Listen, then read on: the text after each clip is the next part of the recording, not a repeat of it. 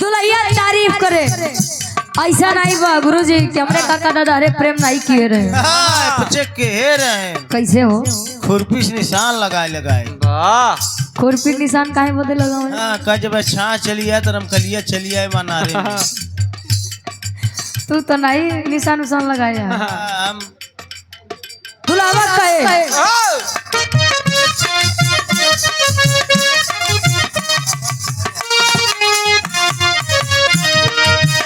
बड़ा झरले बाड़ू काजर मरले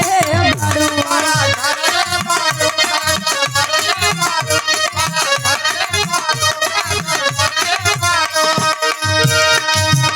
सोना भोरही से मोड़ा तू बिगड़ले बाड़ू। वाह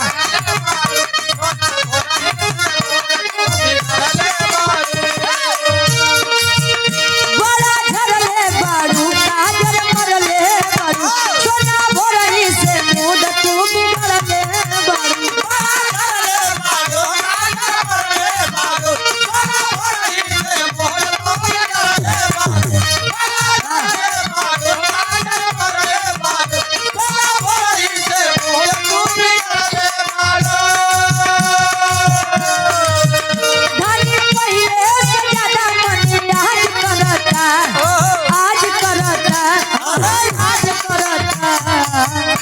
मैनेजर साहब के ले लो।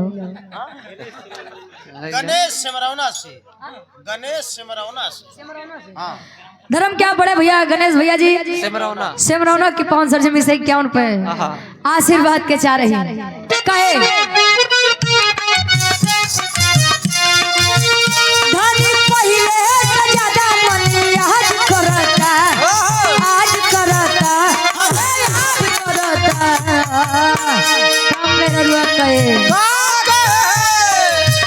राउर दिल हमर दिलवा के राज करता राउर दिल हमर दिलवा के राज करता राजा पायल उतारी दा राजा पायल उतारी दा आवाज करता राजा पायल उतारी दा आवाज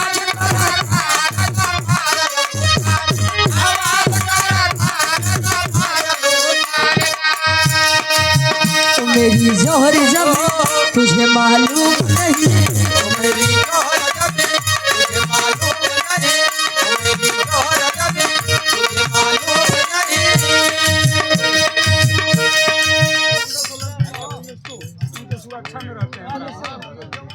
हमारे गार्जियन जी धर्मेंद्र सोलंकी भैया जी के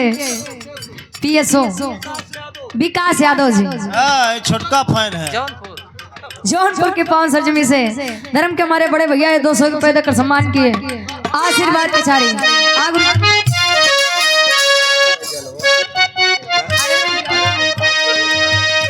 कहे ओ मेरी जोहर जब तुझे मालूम नहीं मेरी जोहर जब तुझे मालूम नहीं मेरी जोहर जब तुझे मालूम नहीं तू अभी तक हंसी और मैं सोलंकी भैया तुझ पे कुर्बान मेरी जान ये हम नहीं खाते मतलब वाह हम बीच में नहीं कहे तुम तो ठहरे परदेसी रात का माहौल है रात का मौसम है सुबह लोग अपने अपने घर चले जाएंगे रह जाएंगी तो केवल यादें कहे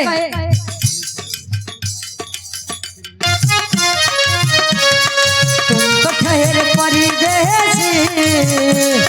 साथ क्या निभाओगे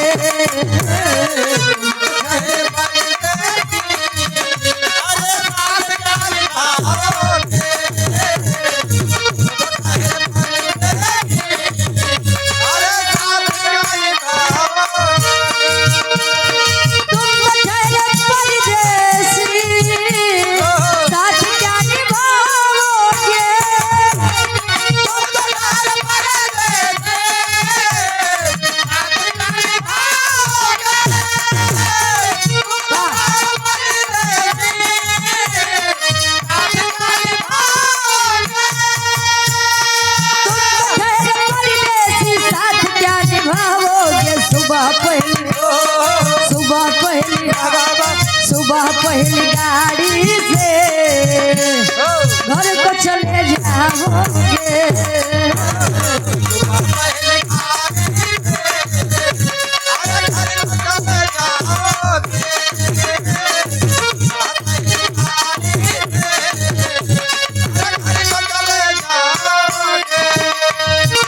हंसता हुआ नूरानी चेहरा,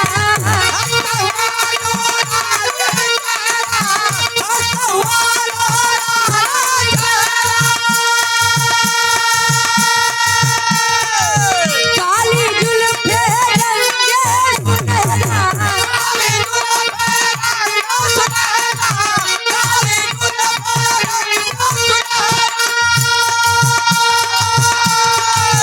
हंसता हुआ नूरानी चेहरा, काली जुल्फे रंगे सुनहरा, तेरी जवानी तौबा तौबा रे दिलरुबा दिलरुबा दिलरुबा दिलरुबा।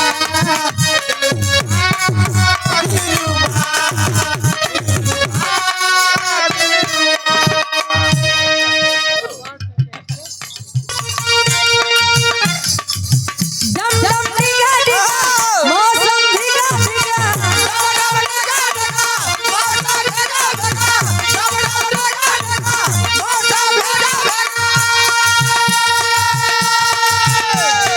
पहले का गीतन में एक अलग ही मजा रहे। वाह बिना सुनने के बाद आज भी यादें ताजा हो जाती हैं। हाँ ये गीत बड़ी पुरान बा, हाँ जब पर्दा ब्लैक एंड व्हाइट सफेद और करिया जावत है, वाह अब तो रंगीन हो गए बा। आहा कहे डम डम डिगा डिगा मौसम भिगा भिगा,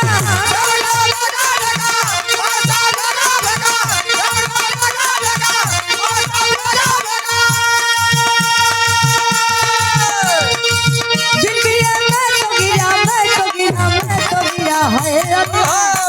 ये हम खाते हैं, हाय हाय सोलंकी भैया खाते हैं, हाय हाय आपो खाते भैया, हाय हाय राम ध्यान भैया राम धाम। राम ध्यान भैया खाते हैं। करे मोछा खाती हाँ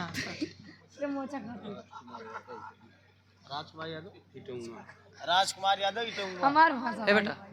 राजकुमार यादव इटुआ इटवो के 5 सजमी से आप राजकुमार यादव जी हमारे गार्जियन जी के द्वारा ये 200 रुपए आशीर्वाद के चाह रही, इस भाव का सम्मान करते हुए आवा।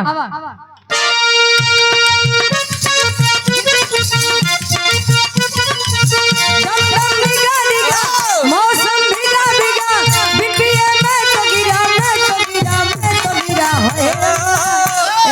हेलो सूरत आपकी सुभान अल्लाह है अल्लाह, सूरत आपकी सुभान अल्लाह है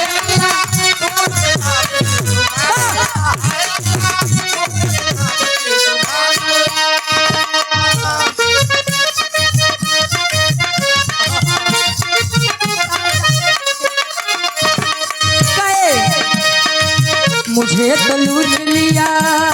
है, गुरुजी वालिया मुझे तो लूट लिया मिल के हुस्न वालों ने, मुझे तो लूट लिया मिल के हुस्न वालों ने, गोरे गोरे बालों ने काले काले बालों ने, गोरे गोरे बालों ने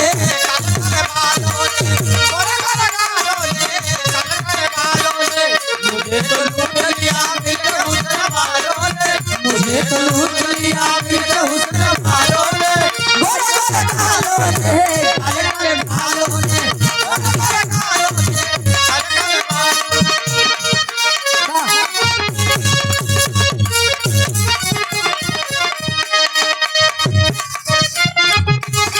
क्या बात है।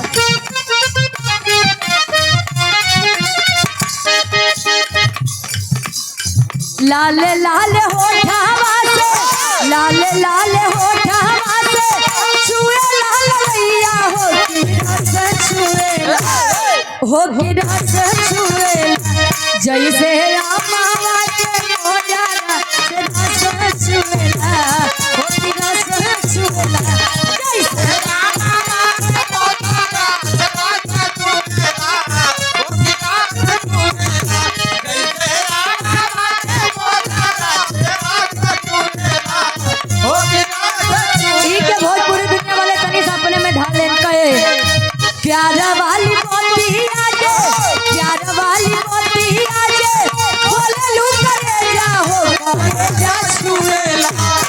हो करे जा छुएला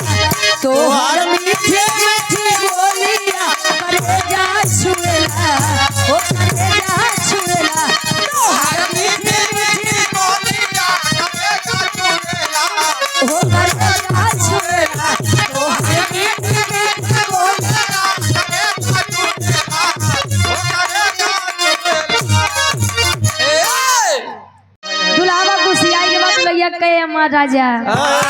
ये हमार सैया अरे हमार फूफू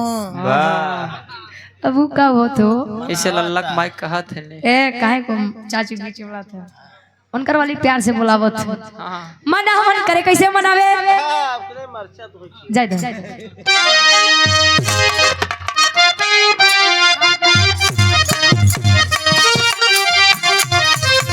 दुलैया कहे राजा हो तो है कैसे मनाई राजा हो तो है कैसे मनाई राजा हो तो है कैसे हेंगाई नहीं मनाई मनाई मनावन करे हाँ अरे रतिया में हमारे ना लागयो घाई दुल्हा हो का हो तू तुझे ने काय मार हुकारी भरत है आत्मा रूपे दुल्हन परमात्मा रूपे दुल्हा के वर्णन बा गुरुजी यार कितनो दाढ़ी मोछा रखो बा वहाँ खातिर सबके दुल्ही ने यहाँ मां दुलही दुल्ही नहीं दुल्ही सबका पिया एक कवन पिया हंसी वाली तो हर लोग के दिमाग हमेशा पिया का मतलब परमेश्वर अरे रतिया में हमारे राजा हो तो कैसे मनाई राजा हो तो कैसे राजा हो तो कैसे रतिया में हमरा रतिया में हमरा राजा हो तो राजा हो तो है कैसे मुआ तो लोग पहले छूट दिए तो काहे ना मुआवा जा वाह अच्छा पहले के काके दाई लोग लंबा घूंघट करे जाना था के था बरे हाँ उनका दांत बड़े बड़े होत रहा तोप लेत रहे अरे तो कुल इज्जत के पुरान मनई घूंघट यहाँ से करे कि उनके अंदर संस्कार रहे बुढ़ऊ के हैं ससुर के हैं हाँ जेठौत के हैं ये लोग चिन्हात रहे हाँ पहले के लोग मांग भर के सिंदूर लगावे यहाँ से कि हमारे दुल्हा के आयु लंबी होके सुहागन बनकर आई हूँ सुहागन बन के चली जाऊंगी आज के दुल्हा तनी से टिक ली है जाना कथा कथा बने जल्दी मर जाए दूसरे की पार वाली कितना लगाओ तो बेलचस लगा हुआ के आई थी। हो वो बेलचस लगा हुआ थी। वाह हमको लगा तो तू 140 पार कर देबो हाँ अब दुल्हा कहे जीता बल पनवा कया है गए जवानी जीता बल पनवा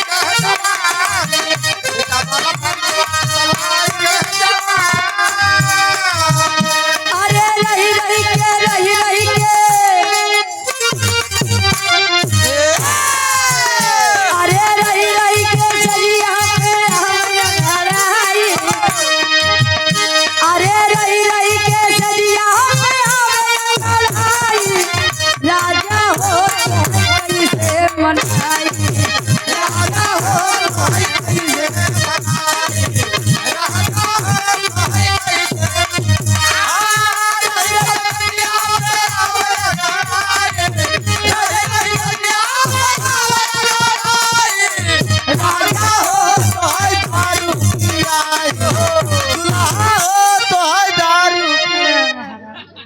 ओए हम 10 दाएं घोड़े गिर ले भाई दारू पिया दुनिया के मेहरारू सोचत है हमार दुल्हा नशा पताई से दूर रहा है वाह इनके तार पैसा वाली दे पूछत है का यार पैसा दे के एक छोट सा सहरा गीत ओकर बाद बड़का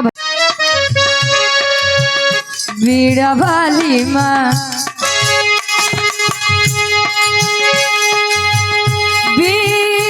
बीड़ा वाली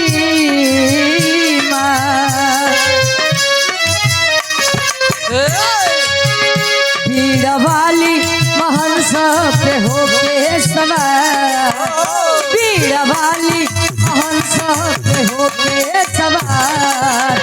आज सभा में छेड़ सितार बीड़ा वाली हंस से होके सवार आज सभा में तेरा सीता हीरा वाली से होके सवार आज सभा में तेरा सीता छेड़ा सितार माई छेड़ा सितार माई छेड़ा सितार हो छेड़ा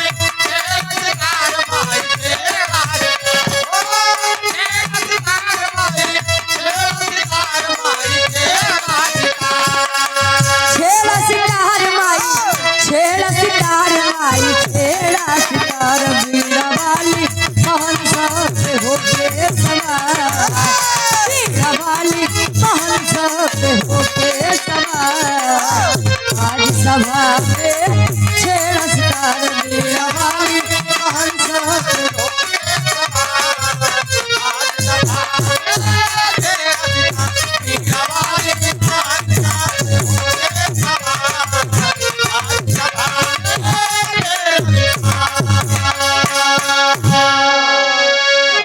कहे बीड़ा वाली महंस पे होके सवार ओहो आज सभा में छेड़ा सितार जैसे हर महफिल में आई के लाज बचाऊ भवानी वैसे आज आप पवन पवित्र ऐतिहासिक धरा पे आवा आहा अच्छा कहा जाता है अतिथि देवो भव वाह मतलब मेहमान भगवान के समान होता है तब कौन जिला है गोरखपुर हाँ गोरखपुर की 5 सरजमी पे वाह हम लोग आए हुए हैं प्रतापगढ़ से वाह तू प्रयागराज के समझ लीजिए आज रात के लिए हम लोग आपके लिए भगवान हैं वाह घर मलिकार कहाँ है? आए बदे हो हाँ उनके बुलाई खटिया बिछवाओ फट से। हाँ, खटिया मेहमान बिछवा बदे थोड़ी बात है मेहमान आए हैं। अरे मतलब बैठ के प्रेम से बिरहा सुन ले सम्मान दे दे वाह ओके बात करत है वही बदे नहीं घरी में रही अंतरा के पहले अंताल में बिटिया अरदास करे और याद करे कैसे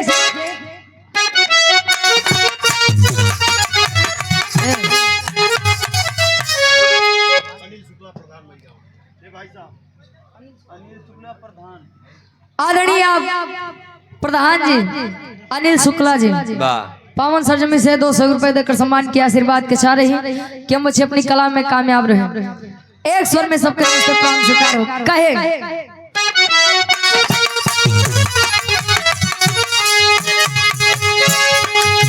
स्वर्ग बसान बाट हंस के सवारी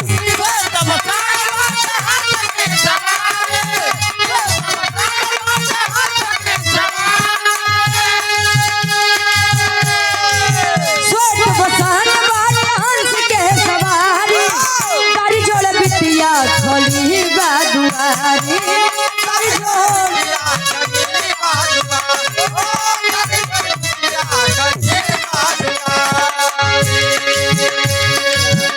प्यारी माई से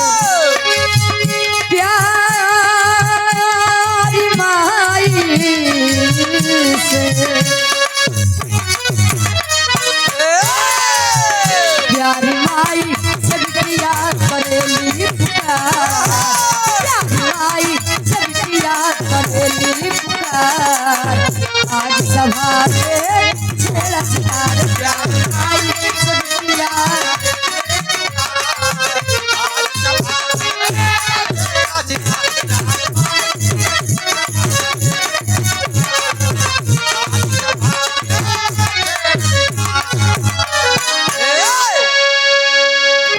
विश्वास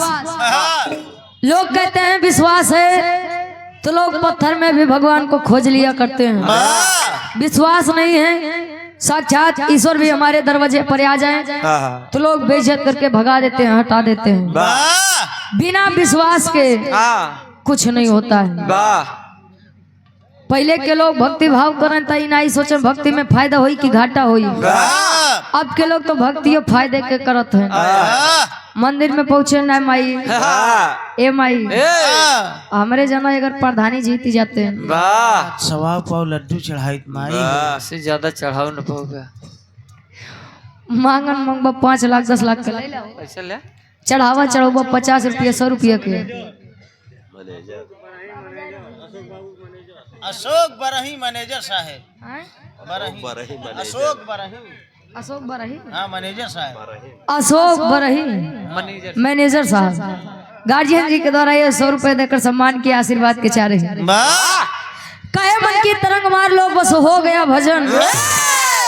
आदत बुरी सुधार लो बस हो गया भोजन नहीं भजन तो कब बताओ बताओ तो हम समझ जाए भाई आहा अच्छा भजन और भोजन में अंतर होता है जानत है एक बीता नापत है भजन में कोई मात्रा नहीं होती आप उसे जितना करेंगे उतना कम है अब भोजन में जानत है क्षमता तो हर 2 पूरी के बाद खाबा 4 पूरी तो डॉक्टर उल्टा लटकाए दे हाँ तो ये बड़े भोजन मात्रा में करा भजन बिना मात्रा के करा वाह वाह आखिरी भाव में बिटिया बताओ कि विराह जगत में हमारे माई बाबू के बा विराह जगत में हमार खानदान का बा माई बाबू हाँ अब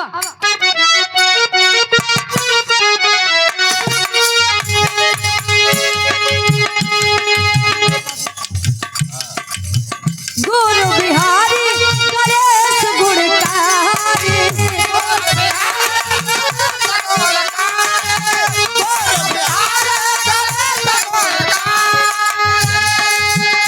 रामलाल चंद्रिका जी बोनले पुजारी रामलाल चंद्रिका जी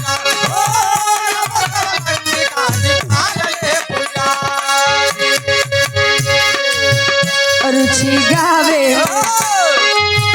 रुचि गावे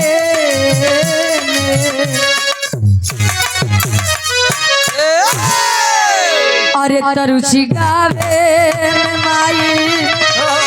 रही रहिया रुचि गावे में माई रही रहिया आज सभा में छेड़ा सितार रुचि गावे माई रही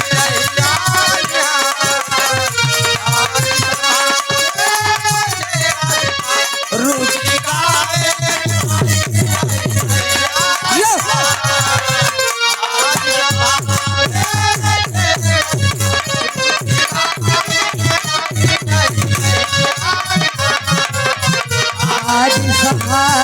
में छेड़ा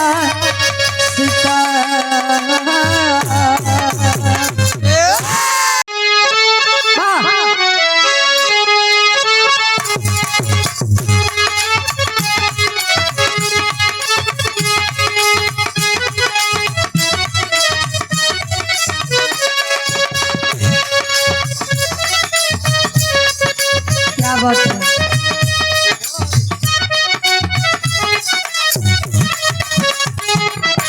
गीत के संकेत करते हैं ऐसा कोनो शादी ऐसा कोनो विवाह ना होई कि जे माई गीत नहीं बजे जमन आवे तो मत खुद ही गा दी जे मन नहीं बजे हम गा देते हैं कहे दूल्हे का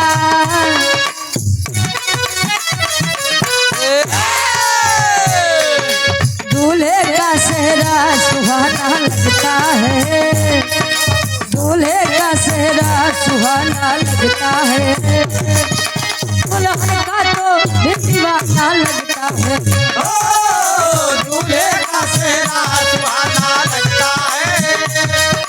दुल्हन का तो दिल दीवाना लगता है दूल्हे का सेहरा सुहाना लगता है दुल्हन का तो दिल दीवाना लगता है पल भर में कैसे बदलते हैं रिश्ते एक चुटकी सिंदूर जीवन बदल देता है बाप कर बड़ी कीमत होती है हाय हाय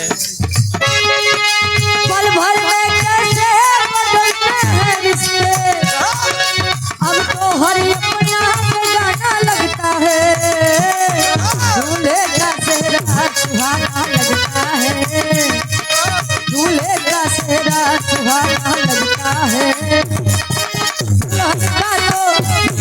दीवाना लगता है। दूल्हे का सेहरा सुहाना लगता है, दुल्हन का तो दिल दीवाना लगता है। दूल्हे का सेहरा सुहाना लगता है, दुल्हन का तो दिल दीवाना लगता है। के पहले अंताल में कभी भी लिखा था इनका लिखे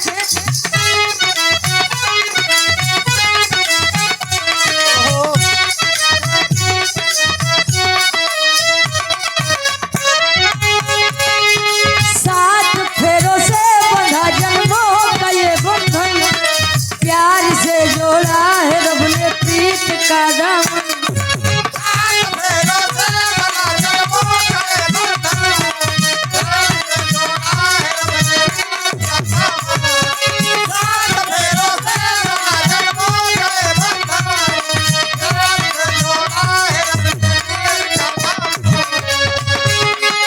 खूबसूरत ये जमाने याद आएंगे, चाह कर भी हम इन्हें न भूल पाएंगे।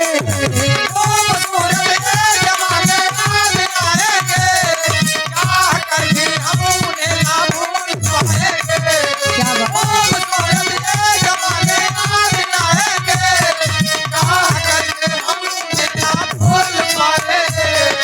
मुश्किल ये दिन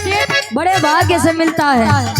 घर पे जब संतान जन्म लेती है, बेटा जन्म लेता है तो खुशी होती है, लेकिन जब बेटे के सर पर सेहरा बंधता है तब अपार खुशी होती है। मुश्किल यशों का छुपाना लगता है, मुश्किल यशों का छुपाना लगता है, दुल्हन का तो दिल दीवाना लगता है। मुश्किल यशों का छुपाना लगता है, दुल्हन का तो दिल दीवाना लगता है। मुश्किल यशों का छुपाना लगता है, दुल्हन का तो दिल दीवाना लगता है।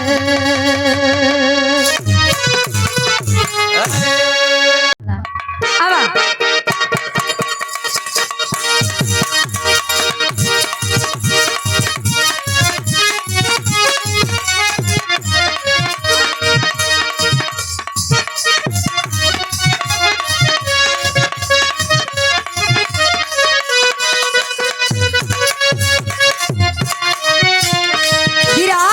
बहुत ही अच्छे कलाकार, बहुत ही होनहार कलाकार हमारे आराध्य मान लीजिए गुरुजी आप ओम प्रकाश यादव बक्सर बिहार। गुरुजी ने इस लाइन को अपनी आवाज में सजाया है। वाह। आई लाइन हमारे दिल के बड़ी करीब बा। कैसे चाहने वालों की आवाज है। अरे रे मेरे जान थे मुलायम, अरे रे मेरे जान थे मुलायम, देश के साथ थे मुलायम, अरे रे मेरे जान थे मुलायम,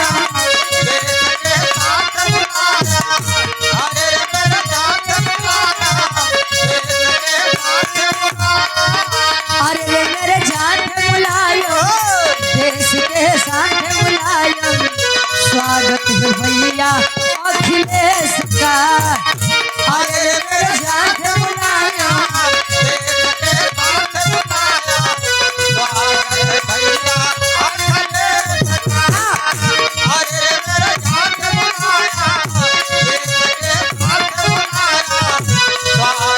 भाई इनके भी रूप अनेक हैं। बरगदवा की पांव सरजमी से हृदय के हमारे गार्जियन जी चंद्रशेखर यादव जी ये 200 रुपए देकर सम्मान के आशीर्वाद के चारी कहे किसने कहूँ कहूँ राम आपको, किसने कहूँ कहूँ राम आपको, पूजती हूँ मैं सुबह शाम आपको।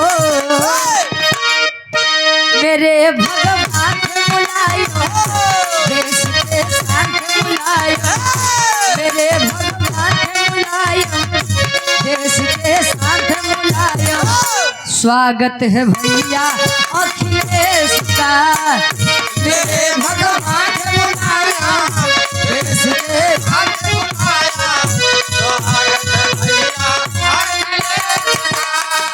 मेरे भगवान के मुलायम, देश के शान के मुलायम।